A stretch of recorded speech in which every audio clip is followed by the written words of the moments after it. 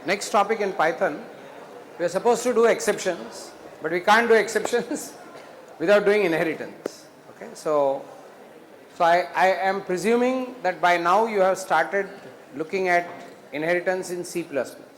Am I right or am I wrong? I'm right or wrong? Wrong. So maybe some sections have started. Have you heard of inheritance? Okay. So we will see how, because we cannot understand exceptions in the way they have to be understood without first being familiar with basic inheritance. So what I am going to do is, we are going to do it in two sessions. Today I am just going to walk you through some Geek for Geeks code. We are going to go through it together, and then we will understand how inheritance works in Python. What is inheritance in Python? And because the content is good and we'll walk through it. And after that, maybe next session, we'll do some applications of inheritance, because then you're good with inheritance, because this I realize is a good investment, because anyway you need to understand inheritance, whether you are going to do it in Python or you are going to do it in Java or in C++, wherever you do, inheritance is something we need to understand. Polymorphism is something we need to understand. Okay. So in one line, what is the reason we need to study inheritance? If I were to ask you, give me one word for in favor of inheritance, what would that one word be? Yeah, you already used the right word. What? Reusability. That's what you said, right? So reusability is the essence of inheritance. What is reusability? Not reinventing the wheel. If some code is already there and what you are seeking is a little bit of alteration to that code, then rather than writing all the code and doing some cut, copy, paste, you inherit from that code which is in a class, just make the modifications of that code. So the basic algorithm can be inherited.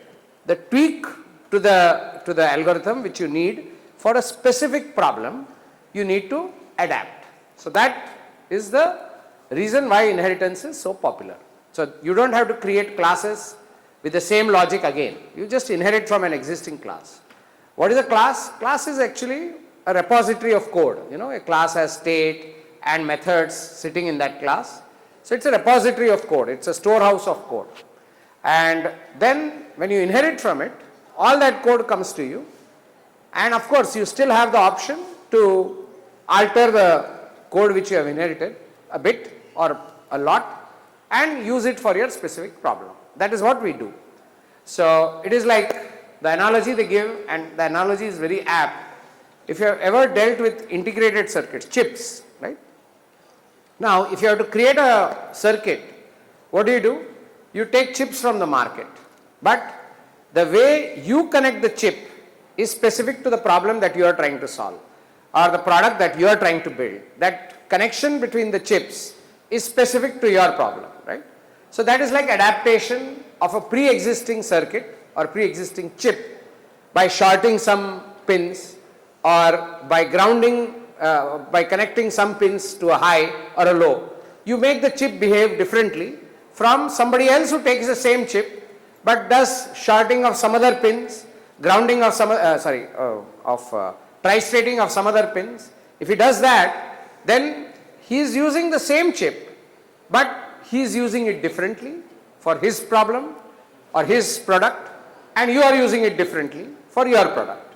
That is what the classic inheritance is. Instead of a chip, you have a built-in class which you are using. So already we have classes like lists, dictionaries, and all that, strings, which we can adapt and use, but we can also create other classes. Okay. So given that, we are going to go through the inheritance story. Ajay, some of you I think are not clear about one thing which I should have made clear. See, we are not doing anything with Python 2.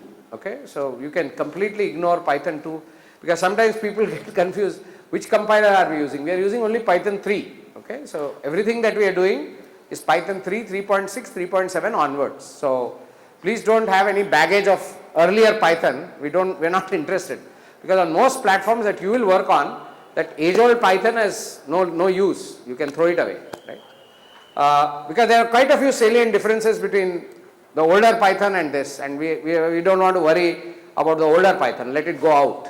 Okay.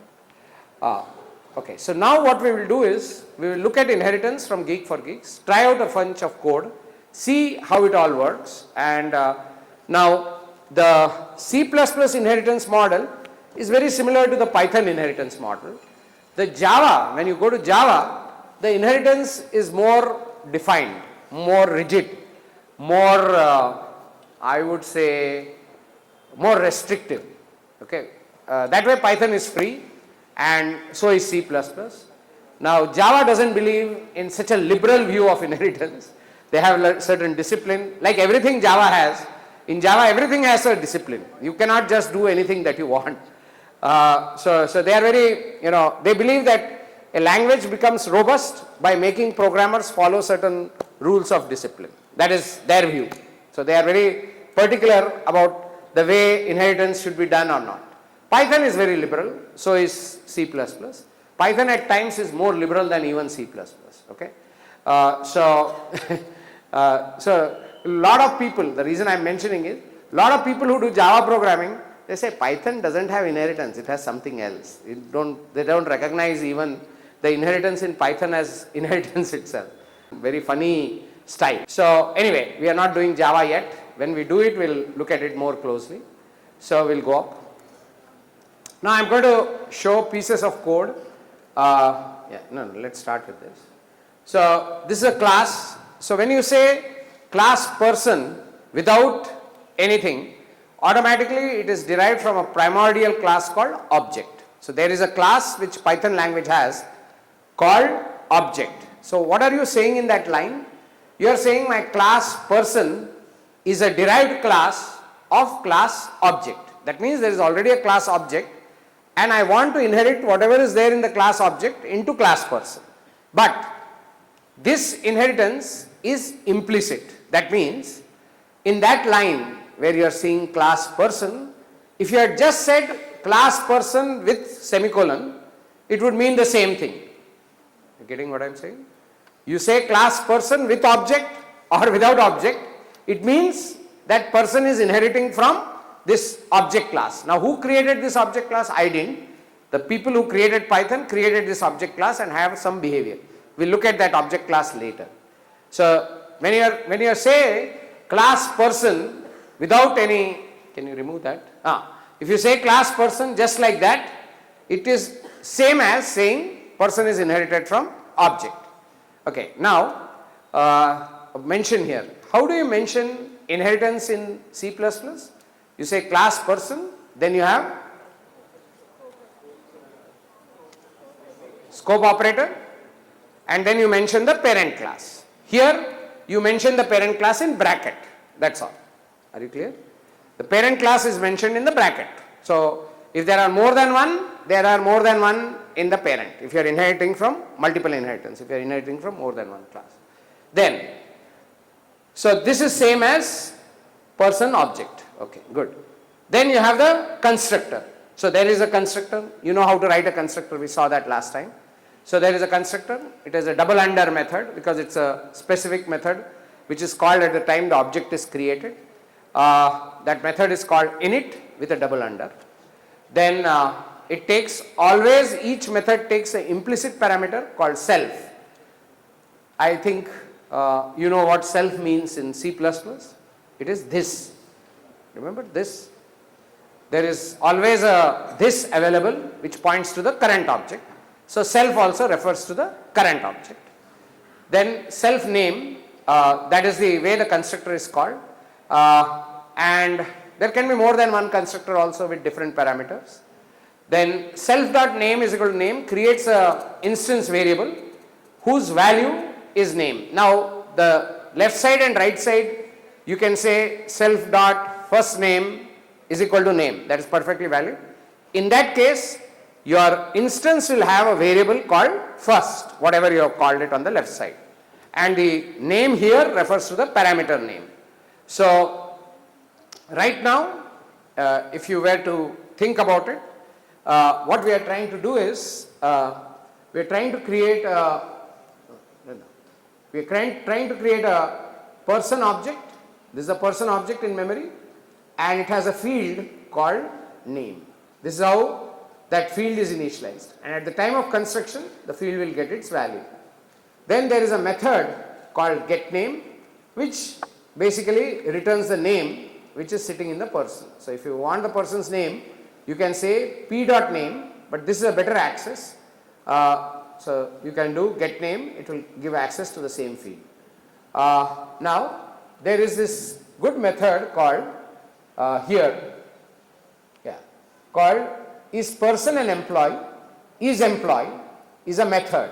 So just like getName is a method, isEmployee is a method. Every method takes self as a parameter. So it's saying a person is never an employee, so returns false. Now let's go through this code completely and then play with it. So class employee person, what does this mean? This line is very important. This line means there is a person class and there is an employee class which is derived from person class. The normal way of indicating is this. Employee class is a derived class of person class. How do you say it? You say it this way. In C++ you would use the scope operators to put that. So here you say class employee is person. Now person is derived from what? If you just say person, it is derived from the primordial object class. It's implicitly understood. Then we have employee, person, and person is derived. All classes are derived from object class if you don't mention anything. Employee, however, is derived from person, and only difference it is doing is it's saying is employee as self as true. Each takes a parameter self and does true. Then emp is equal to person geek. It creates a person. Emp is a person right now, not a employee. So if you do emp.getName, emp is employee, this will return false because emp is of type person. So this will become false, and this will be the name which is geek1. Now here when we create an employee, see the difference between this. Employee is getting created, here the person was getting created. Can we go down? Yeah. So if you're creating an employee here, then we are saying employee.getName and emp.isEmployee, this will print true because the isEmployee method on an employee object is printing true. The isEmployee method on a person object is printing false. Okay. So let's play with this a little bit on our Python interpreter or Python example. And just as an example, let's create a collection of person objects and employee objects in a list and then see how the behavior changes. So let's do that. So both the guys, can they be on a single list? Yes. Python, as I told you, is very liberal. It allows its list to contain everything. It can have a person, a caterpillar and an employee, whatever. So we will create some code. So we'll say, you want to take this code? No, let's just create a small class person. Okay. So as I said, it is derived from object if you don't say anything. And let's create a variable here. You don't create explicitly variables. You use it in init, self, name and age. Okay. So let's play with this a little bit. And we are creating the method. So we'll say self dot name is equal to name. They need not be same. Self dot age is equal to age. So we created a init method, and we have let's create a display method which will display or print this data. So def display self. So how do we do it? We'll create a format string if you want, and on that we'll create a format. So we can create print. Okay. My name is, just say my name is, you can put a 0 there if you want, and my age is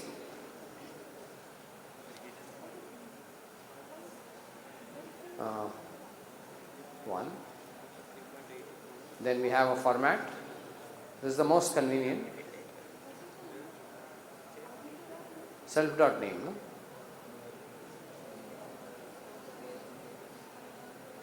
Comma self.age.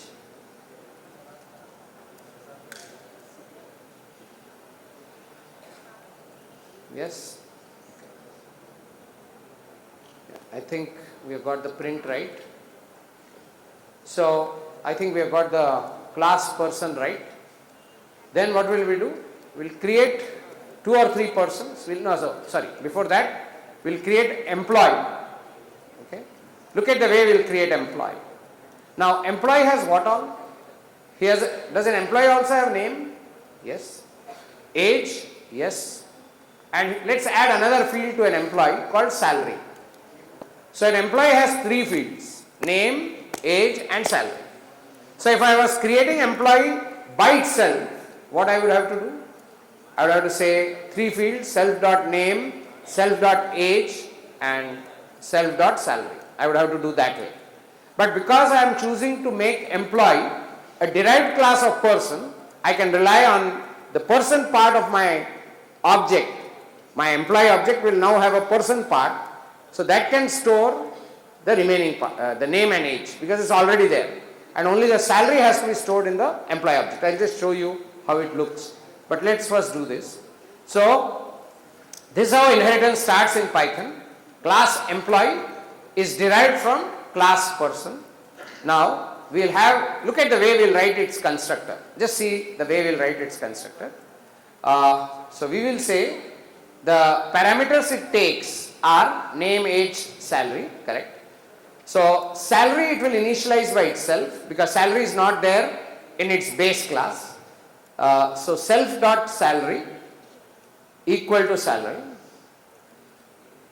and then what I will say is I will call my employee has a person component sitting in it. So that person component I will call the init method on it with the remaining 2 parameters. Okay. So I will say person dot underscore double under init with the 2 parameters name and age. Self name and age. Okay. Now remember, a person has 3 things now. Do you agree? Employee has 3 things: name, age and salary. Look at the way I have used. The constructor for the employee takes 3 parameters besides self: name, age, salary. The salary is retained in the person object itself, in the employee object itself. And because it's derived from the person is created with the name and age, because person can have name and age. So this is how I create a derived class object. So I have a derived class object which is employee, and it is using the constructor of the base class. Okay. Now let's see whether before that let's write also a display method for employee.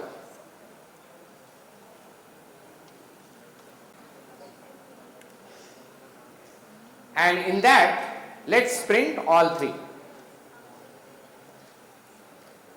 We'll have a similar print statement.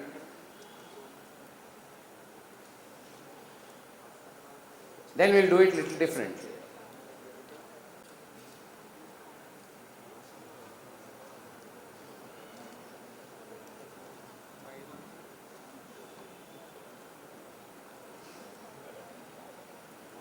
Self.name, self.age and self.salary.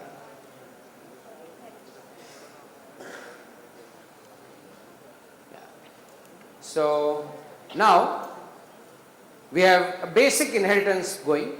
There are 2 display methods. Okay. Display method is there on the derived object which is employee, and the base class object, which is person. The base class object means the parent, and the derived object means the child, which is created from the parent. Okay. Now let's go to our main code. That is, and let's create an employee.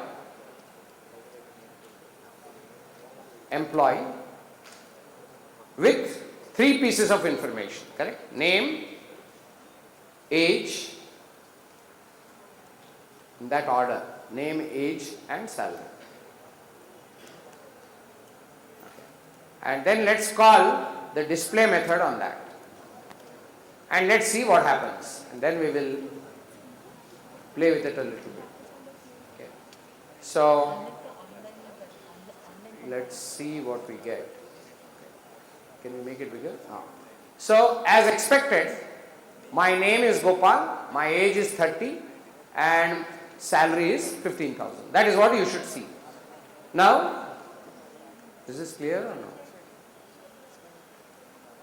Yeah. So what has happened? What object did we create? Did we create person object or employee object? If you look at our code, okay, look at line 14 and let's think a little bit about what happened here. Okay. What happened on line 14 is actually an employee object got created. This is the employee object, which is called E, but it's an employee object. Sitting inside that employee object, there is automatically a person object. Now why is that? Because employee is a derived class of person. And how are the fields distributed? The name and age is in person, but it is accessed through employee, alright. The self gives access to this as well as that, because it's sitting inside the employee. And the salary belongs to employee. So there is sitting inside every employee, there is a base class object, which is person. And I have taken care to initialize the person with the other 2 parameters, name and age. So that went to the person part of my thing. And salary was in employee. Look at this. Self.salary is equal to salary, and we called person init with name and age. So we initialized or we constructed our person component using the name and age. When we are asked to create an employee, we created while creating an employee, we used our base class, which is for employee, the person, and it created the person data. And the person data has name and age. So that person component of my employee has a name and an age sitting inside, and salary belongs to the employee part. So from a memory perspective, the memory for employee is segregated or segmented into 2 parts, the person part and the employee part. So when I initialize by saying self init on employee, it takes 3 parameters. 2 go and sit here and 1 goes and sits here. This is how I have structured. Okay. So now there are a few things which I want to point out here. This is how I create a derived class method or derived class in Python. Now the things which you need to remember are, if you look at line 8, line 9 and line 10, if I ask in one line what is it, the answer will be, it is a constructor. Line 8, line 9, 10. It is a constructor of which class? Employee class. The constructor for employee class, is it employing the constructor of person class? Yes. Yes, no. It's employing the constructor of the person class by saying init. Init is the constructor, no? Yes. Now, okay. Now let me ask this differently. This is for analogy. Will C++ allow this in this way? C++ also has inheritance. C++ also, when you create a derived class object, sitting inside a derived class object, there is a base class object, correct? Always. But there is a small difference. Now I am not asking everyone to answer, but as I said, There's always, will this be allowed?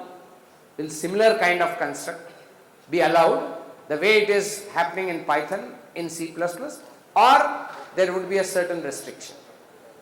In C++, the line equivalent line 10 cannot be the second line. It always has to be the first line. Which means what? That the line which defines the construction of the base class always, whether it is C++ or Java, has to happen before any other code of that constructor is executed. I'll say it again. In C++ or in Java, any of the classic object-oriented languages, they are not as liberal as this. They say, whatever you require to construct the base class, who is the base class here? Person. Whatever you need to create the base class should absolutely be the first line in the constructor. Whereas, are we doing it that way here? No.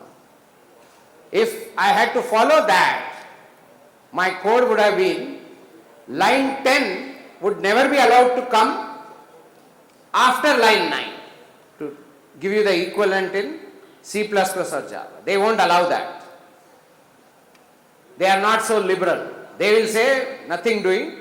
First tell us how to create the base class object, then tell us what you want to do in the derived class object. Derived class is employee, base class is person.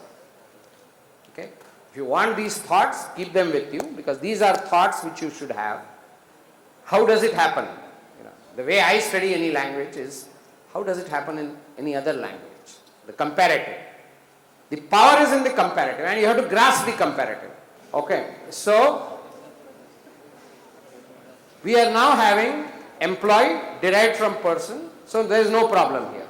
Now, let's look at one more thing. Don't you find the display method in employee kind of little bad, little redundant? No, yes. I have already written a display method in person. Yes, no. Which is capable of displaying whatever person component has, name and age. Now, why the hell am I again writing a display method in employee, which is again one long employee method? Sorry, one long display method. Fine. This is not good. There is redundancy there. We should improve it, right? So how do we improve it? How should the display of employee look? It should depend on the display of person. That is its base class, so all which is available there is available here. Shall we try writing it differently? Okay, let's write it like this. Let's go to line 11. Say person.display self, and let's see whether we can do only the remaining stuff here, which is displaying salary, because employee should be responsible only for salary. It already has a person component in it which should handle the person related stuff, display, data storage, whatever. So we will see what we get now. Okay. Let's try. Okay. So,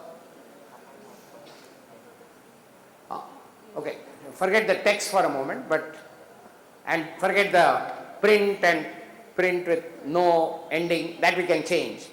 But are you understanding now what we are doing? We are relying on the print method, display method of our base class. Let it do its own printing. Though I know I can get all the three variables, but why should I do it? Let him do what he is good at, that is called delegation. Hand over, let him do it. I will only handle salary, because that's the new extra field which has been added in employee. Person has those two fields, name and age. Let him take care of that name and age. Why should I handle? Let him handle. So, the answer will be, my name is Gopal, my age. This is coming from where? This is coming from person, and only the last line, my salary is so and so or salary is so and so, is coming from employee. I am reusing code. Whatever he is doing, he is doing. Whatever I have to do, I have to do. Correct? So this is what is called delegating or using a base class method. Now remember, we have used base class twice. One for construction, we have used the init method, and one for display. You can do it either way. You can do it as much you want. Okay?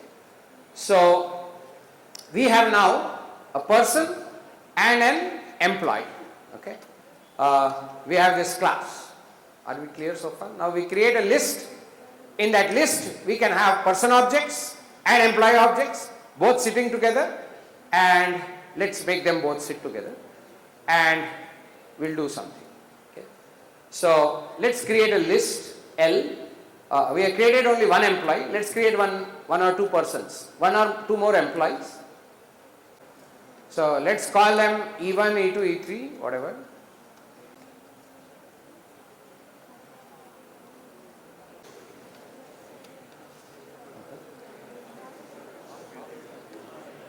Okay. Okay. So we will now say we'll create a couple of persons also. First create the persons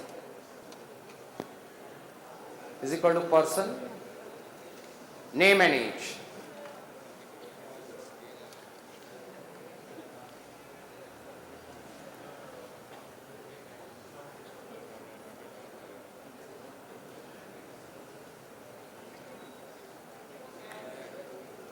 Another person. We're creating a bunch of employees, some of the base class, some of the derived class, which is fine.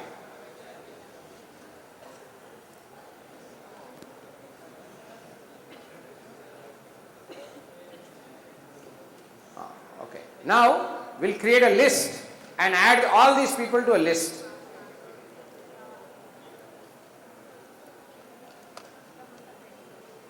So we'll say elist. No.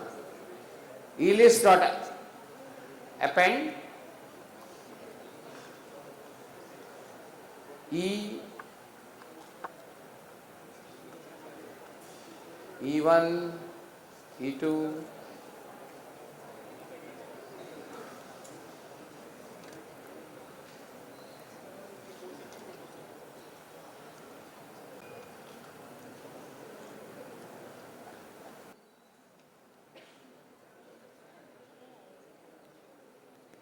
P1, P2.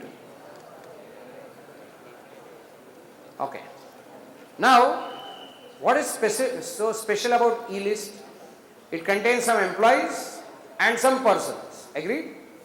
Now, okay, what I am going to do is, I am going to go through the whole list and call display on every object, because remember, display is there on person also, display is there on employee also. Correct? So I can do that. So now for I in eList, I dot display. For each element of the eList, call display on the list. Okay. Okay. Let's see what we get. See, somewhere the data will be one line, sometimes the data will be two lines, depending on whether we have added. Acha, you changed it. Okay, fine. So my name is Gopal and my age is, that is coming for employees, and acha, we don't have a separation for person, so we'll have to change that. But you notice that it is working. We'll have to change the person a bit. I think you have used end.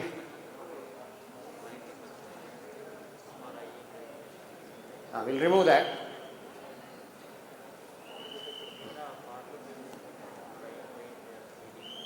We run it, you get whatever you want. So we are getting the data as we want. Okay. So we are getting. Okay, what is the essence of this? Think it through. Okay. This example has a lot of meaning and it's a very common example to use. I am having a list. Okay. Now on that list, who are sitting?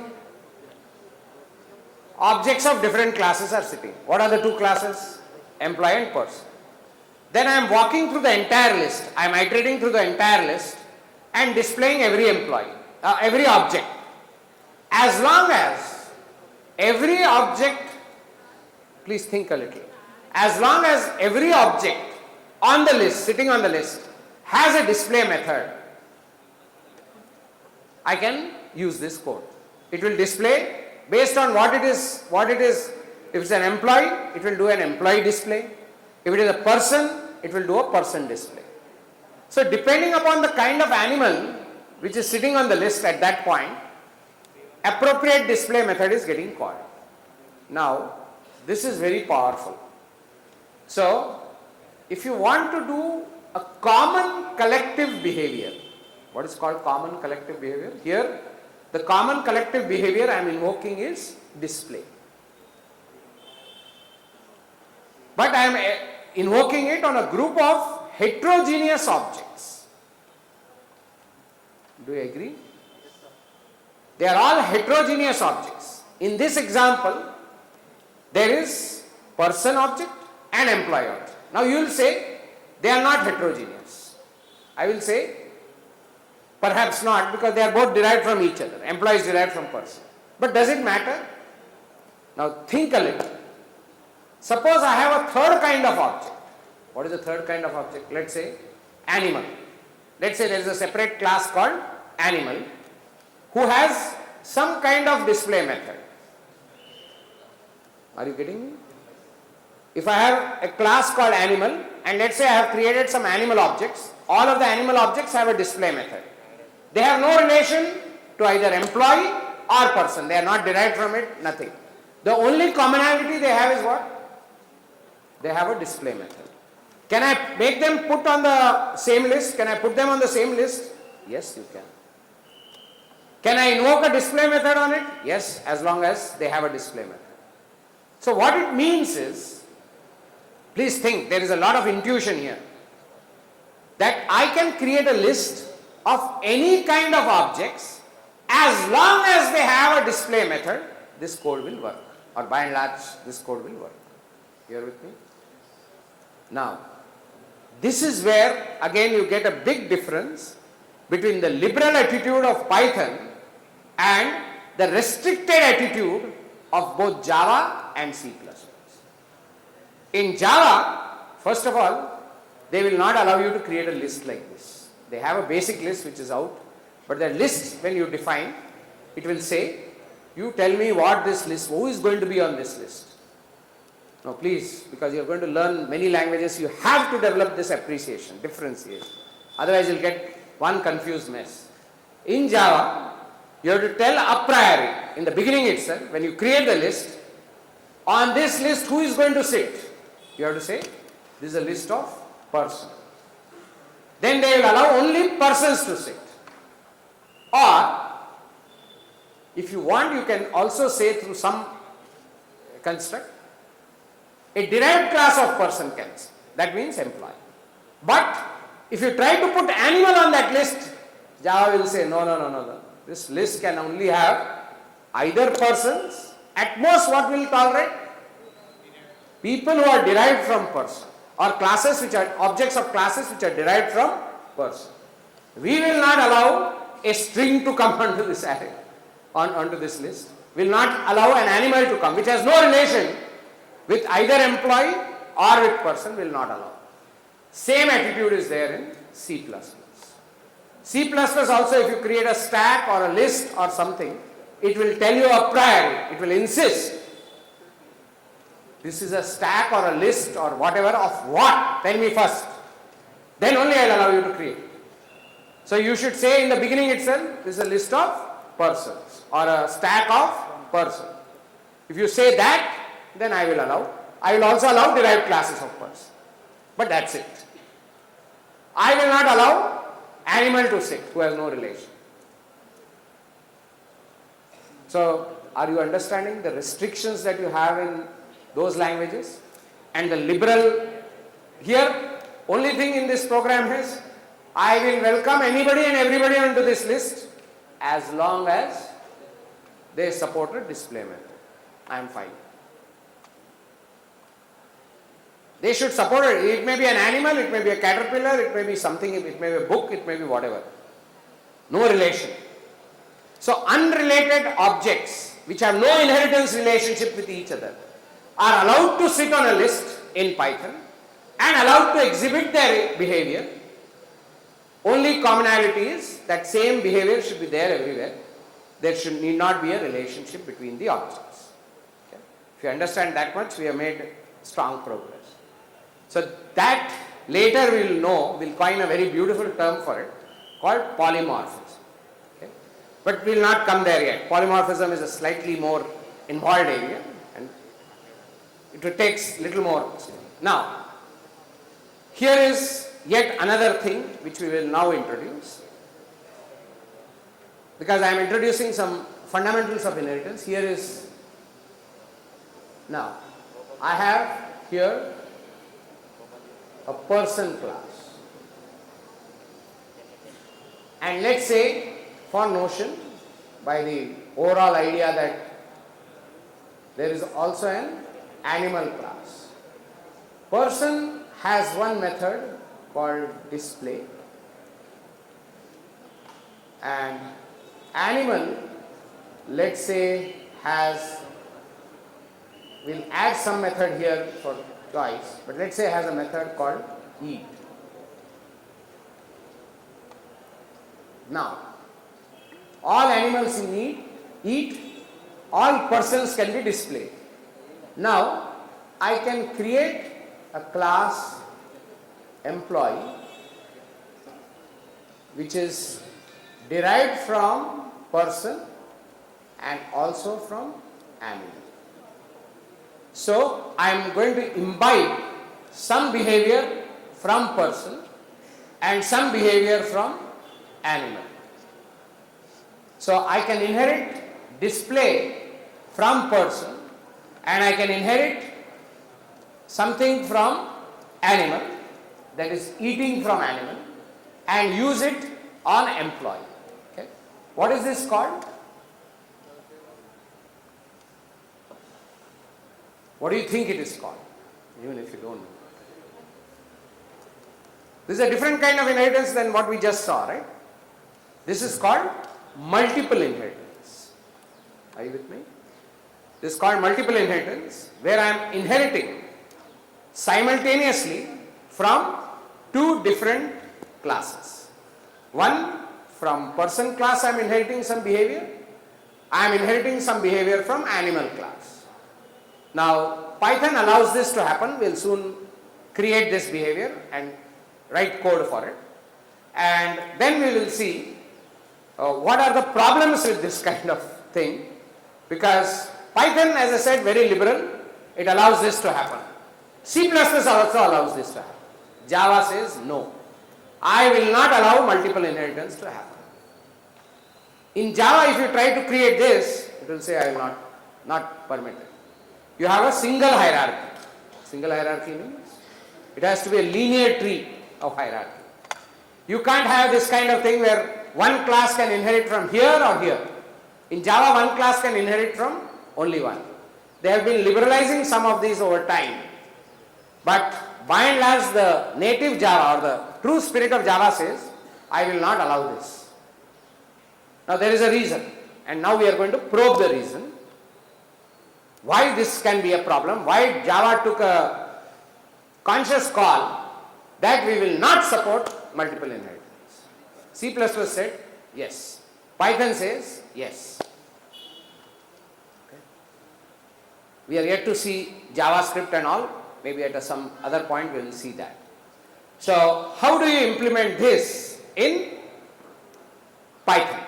Let's implement this. Okay, now we have created two classes, person, employee, as you can see on the screen.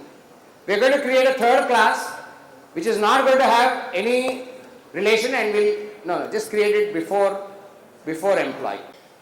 Animal. We will have a constructor for it. No, it is not derived from anyone. We'll have a constructor for it, init, and we'll give a parameter to it, self and food. Food. Okay. So it will initialize self dot food to food. Okay. And we will have a method in it called eat.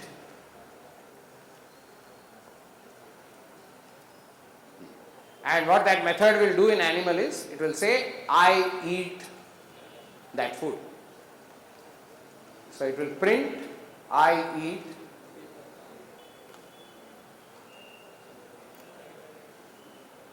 format self dot food, no?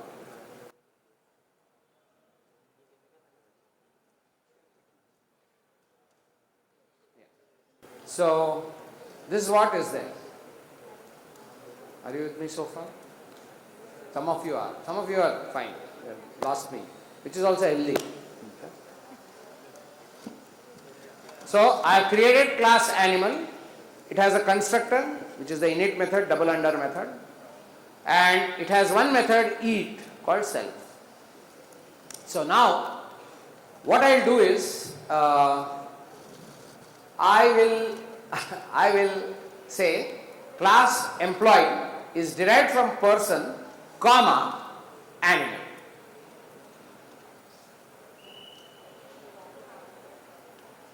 Are you getting understanding of what I am doing? Employee simultaneously or in real is part person, part animal. He imbibes the behaviors from both person as well as animal, is both. That's why that is called multiple inheritance. I get behavior from here and here. Okay. And so on, a person can also, a person cannot eat, but an employee can eat. Why can an employee eat? Because it has inherited that behavior from animal. Remember, employee is derived both from person as well as animal. It has come from both. So employee can do whatever person can do and whatever animal can do. Okay. Are you with me? Okay. Now, what will happen is, I don't need an eat on animal, on employee. Eat will be inherited.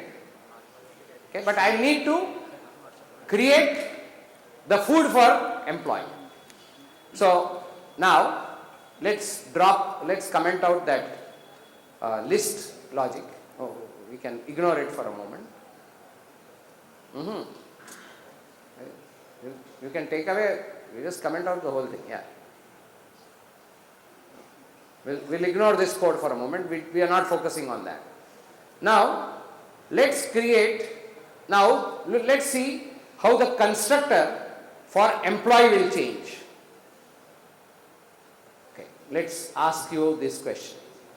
Should the constructor for employee change or not? No, yes.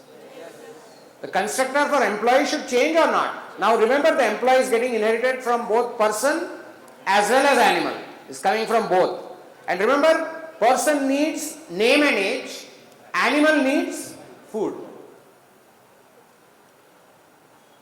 So, on line 14, what should I do?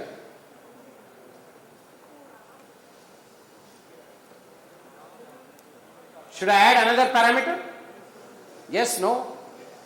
Should I add another parameter called food, comma, food? Because an employee has name, age, salary and food. Name and age go to person, food goes to animal, and salary stays with employee. Yes? That is how the components are. Now, what will we do? Okay, tell me what other line I need to add. I have to add one more line in the constructor. Yes? So I have to say animal dot double init self and food. Agreed? So when an employee is created, He is created with more parameters, 4 parameters, name and age person, salary to the employee, and food to the animal. So, if I were to pictorially depict an employee, I would depict something like this.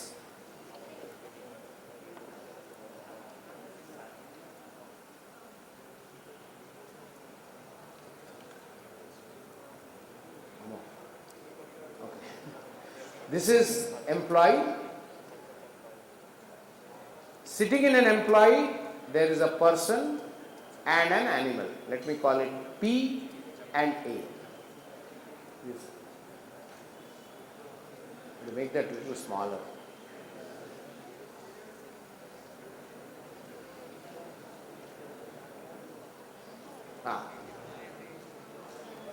No. I'll write here. Let me depict employee here. Sitting in an employee, there is person and there is animal. Animal has food, person has name, age, and there is salary. So this is how the person is looking, employee is looking. This is employee. There is a person part to it, there is an animal part to it. The person part has a name and age, animal part has food and salary. Yeah. Now, let's go to the code and see what you can do with the person object. Okay, let's erase that. So now, let us create a person. We have init, we have display. Okay, he should inherit both the behaviors. Okay, go down. Uske baad. Now let's create an employee. E is equal to employee. Then name Gopal, age 30, salary. Okay. Then food fish. Okay. So then we'll do. Now the problem is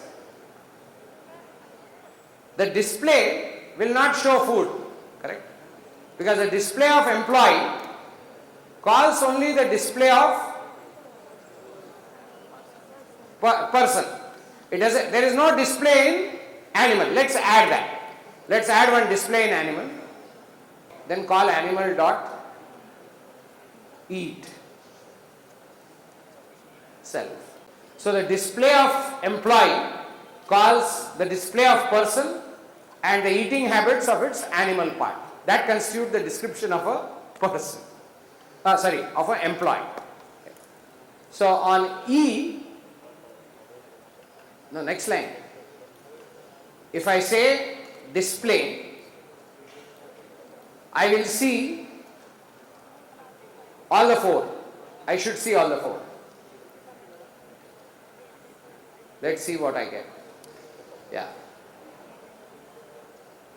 So see there, my name is Gopal, my age is 30, I eat fish and my salary is so and so. Are you getting it? Now we have a complete description of employee. Part of employee is a person, part of employee is an animal, and part of employee is the salary, which is extra. So we have been able to integrate it in the display by delegating.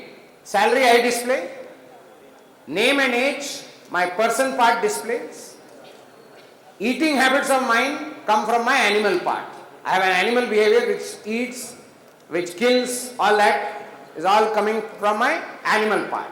From my person part I am getting name and age, and my own thing is salary that I am doing. Okay. Now, this is what we call multiple inheritance. Okay. Now, the problem, okay, Now let's look at the problem. Okay. Now, can I call eat on employee? I'm calling display. Can I call eat? Just think and answer.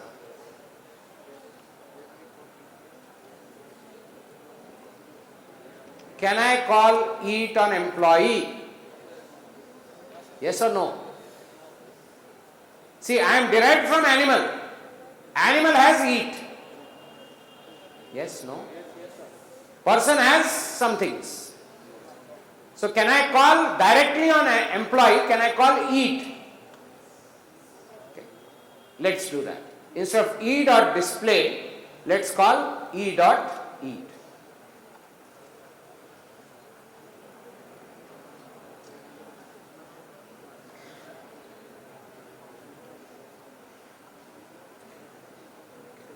So, as expected, you can call eat and it's saying, I eat fish because my animal part eats fish.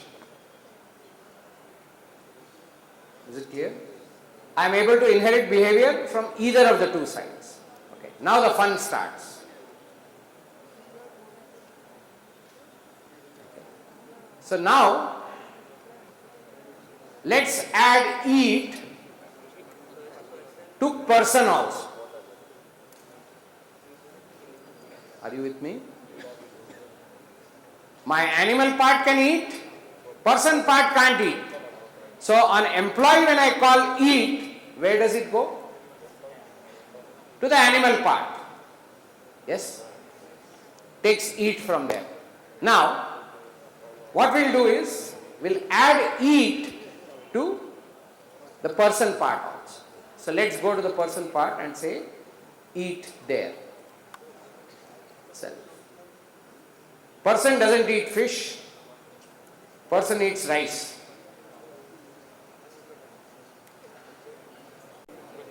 No need of any variable. Just say, no, just put a method, put a code. I eat fish. I eat rice. That's all. Nothing else. No parameters, no nothing. So how many eat methods are there now? One is sitting in person, one is sitting in animal. Now you have to build the context. Remember, so far there was only one eat. No confusion. Yes, no. So far there was only one eat. Okay. I was not having two eats. So when I said employee dot eat, automatically it went to animal part and said eat. Okay. Now let's see what happens. I have not changed the code. We will still call e dot eat. Let's see what happens. Which eat will it pick up? Okay. Now it picked up rice. Why did it do that? Yes, no? Okay. Some of you are saying it is because in the inheritance, when I created the inheritance, I mentioned person first, animal second. So that is why I eat rice is coming first. So when I call eat, it is coming from there. Okay. Now if I reverse it, will I get a different behavior? Go to line 15. Adi switch it.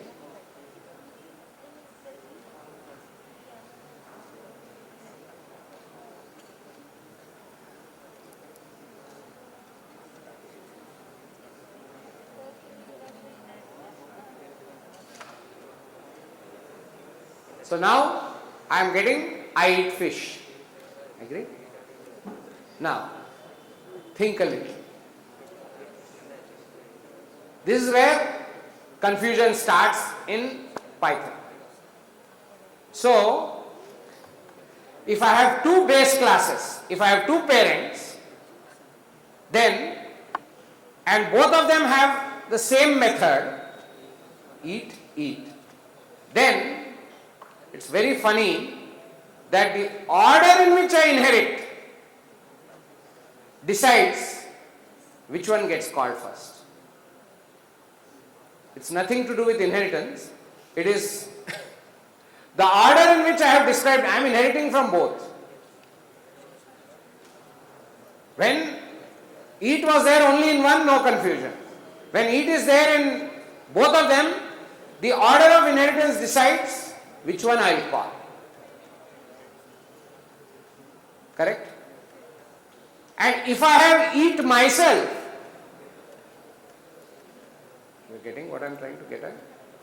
If I have eat myself means, if there is an eat in employee, which it will be called? Obviously, it will be an employee it will be called. But keep employee it aside. Now, the guys who designed Java, I am just giving a comparison, believe that this happens like this in Python, that it implicitly decides whoever is first mentioned in the list, I will call that guy. You know what C++ does? If you try to do this in C++, C++ says ambiguous. I am confused. Because C++ doesn't have any ordering among its parents. C++ says, I don't know whom to call. This parent also has eat, that base class also has eat, I don't know which eat to use. Java, that's why says, I don't want this whole thing, I will not support that feature at all. It says, I don't want multiple inheritance because sooner or later, methods will be common and I will get confused. This is getting called, that is getting called, what is happening? Because just switching the order change the behavior, which should not be. I should have equal inheritance, both from both. There should not be a preferred inheritance, which is what is happening. You are seeing it happening. Who mentions first? If the commonality is there, that guy gets called first. It should not be allowed to happen that way. Of course, you can override it and do all of that. That's why Java says, I will not support multiple inheritance. Now, the reason I am introducing this is so that you have a comparative thing, that in Python, this can lead to confusion. Because, see, what will they say? Employee is derived from person and animal. Is that enough? Now you are saying, now you tell me, employee is derived from person and animal, but that is not enough to tell me what employee behavior will be. You also have to tell me what? How is it inheriting? Who is first, who is second? This is ridiculous. I am inherited from both. I should not have to tell you who is the first inheritor, who is the second inheritor. That is like expecting too much knowledge in the employee class about person and animal. Remember, we are having only two base classes, person, animal. If you allow this to happen in a language, there will be programmers like you and me who will have 10 base classes. All of them have eat.